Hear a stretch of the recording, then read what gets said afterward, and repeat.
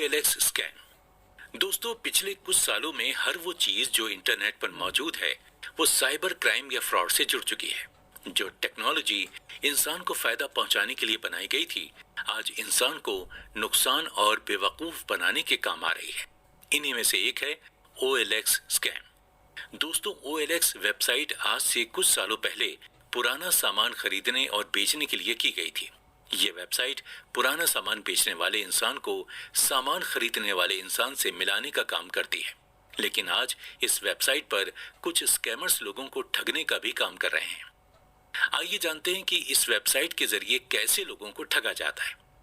दोस्तों, OLX पर अगर आप कोई सामान बेचना चाहते हैं तो आपसे आपकी पर्सनल इंफॉर्मेशन या KYC की बेसिक इंफॉर्मेशन शेयर करने के लिए कहा जाता है। फिर इसके बाद आप जो सामान बेच रहे हैं उसकी जानकारी मांगी जाती है, जिसके लिए आपको आपके प्रोडक्ट की इंफॉर्मेशन और फोटो अपलोड करने की जरूरत होती है। फिर आप अपना प्रोडक्ट OLX पर अपलोड करने के बाद खरीदने वालों का इंतजार करना शुरू कर देते हैं। इसी बीच ये स्कैमर्स सामान बेचने वालों पर नजर रखे हुए होते हैं और जैसे ही इनकी नजर किसी सामान पर पड़ती है वो उस इंसान से कांटेक्ट करने की कोशिश में लग जाते हैं। सामान खरीदने में इंटरेस्ट जताते हुए ये सेलर से कांटेक्ट करते हैं और फिर सेलर को कुछ एडवांस रकम देने की पेशकश करते हैं। एडवांस देने के लिए ये सेलर का QR कोड मांगते हैं। ये स्कैमर्स सेलर का QR कोड स्कैन करते ही सेलर की बैंक अकाउंट डिटेल हासिल कर लेते हैं और फिर आसानी से पैसे ट्रांसफर करने में कामयाब हो जाते हैं। यहाँ ये भी हो सकता है कि ये स्कैमर्स सेलर से कोई छोटा अमाउंट जैसे 5 या 10 रुपए अपने अकाउंट में ट्रांसफर करवाएं, जिससे कि दोनों लोगों को एक दूसरे की अकाउंट डिटेल कंफर्म हो जाए। इसके लिए ये स्कैमर्स सेलर को एक QR कोड भेज सकते हैं, जिसे स्कैन करते ही आपके अकाउंट से एक बड़ा अमाउंट ऑटोमेटिकली ट्रांसफर हो जाएगा। इसके अलावा जब OLX से कोई सामान खरीदना चाहता है तब भी स्कैमर्स उसे ठग सकते हैं।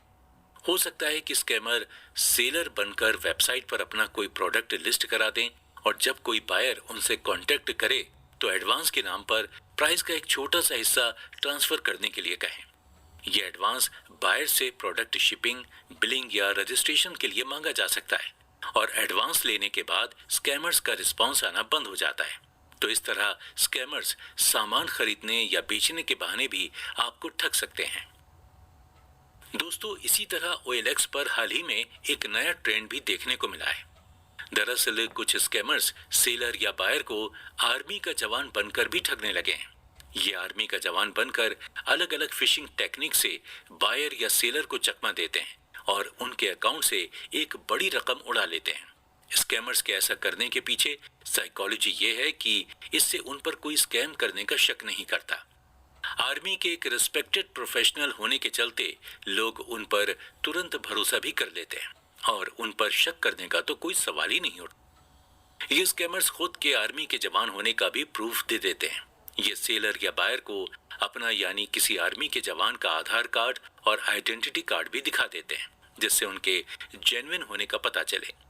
दरअसल ये किसी और इंसान की पहचान रखकर सामान खरीदने या बेचने की कोशिश करते हैं और पैसे ठगने का काम करते हैं। दोस्तों, इस तरह के साइबर फ्रॉड से आपको हर तरीके से बचने की कोशिश करनी चाहिए, चाहे OLX का स्कैम हो या फोन पर आपसे कोई ATM कार्ड या OTP मांगे, तब बिल्कुल भी घबराइए नहीं, बल्कि हिम्मत से काम लीजिए। अगर ऐसा कोई कॉल आपके पास आता है तो उस स्कैमर से खूब सारे सवाल पूछिए। आप ऐसा करके उस स्कैमर को कहीं ना कहीं उलझा ही देंगे। इसके अलावा जब आपसे कोई ऐसी स्कीम शेयर करे जिससे आपको बहुत फायदा हो रहा हो, तब जल्दबाजी में कोई फैसला मत लीजिए। पहले इस स्कीम के बारे में अपने दोस्तों या जानने वालों से जरूर बात कर लीजिए। और इस तरह के कॉल पर जब भी आप ATM कार्ड खराब होने या काम ना करने की बात सुने तब नर्वस बिल्कुल मत होइए। कॉल को बीच में ही रोककर 10 मिनट का ब्रेक लीजिए और फिर ठंडे दिमाग से फैसला कीजिए। और जब भी कोई बैंक अकाउंट या सिम कार्ड से जुड़ा कोई काम हो तब खुद ही ऑफिशियल नंबर पर कस्टमर केयर एग्जीक्यूटिव से बात करके प्रॉब्लम को सॉल्व कीजिए। लेकिन ये बात तब भी ध्यान रखिए कि अपने डेबिट कार्ड, क्रेडिट कार्ड से जुड़ी कोई भी जानकारी जैसे कि 16 डिजिट का नंबर, OTP और CVV तब भी शेयर मत कीजिए। दोस्तों, RBI रेगुलेशंस और बैंक के रूल्स के मुताबिक कोई भी बैंक एग्जीक्यूटिव आपसे ये जानकारी नहीं मांग सकता। इसलिए अपने बैंक अकाउंट डिटेल्स को इस तरह से संभाल कर और छुपा कर रखिए कि वो आपकी तिजोरी की एक लौती चाबी है। तो दोस्तों, ये थी भारत के फिशिंग स्कैम कैपिटल जामतारा की कहानी। उम्मीद है कि सत्य घटनाओं की ये कहानी आपको पसंद जरूर आई होगी, और कितनी ज्यादा पसंद आई है ये आप हमें कमेंट बॉक्स में लिखकर जरूर बताइएगा। तो सुनते रहिए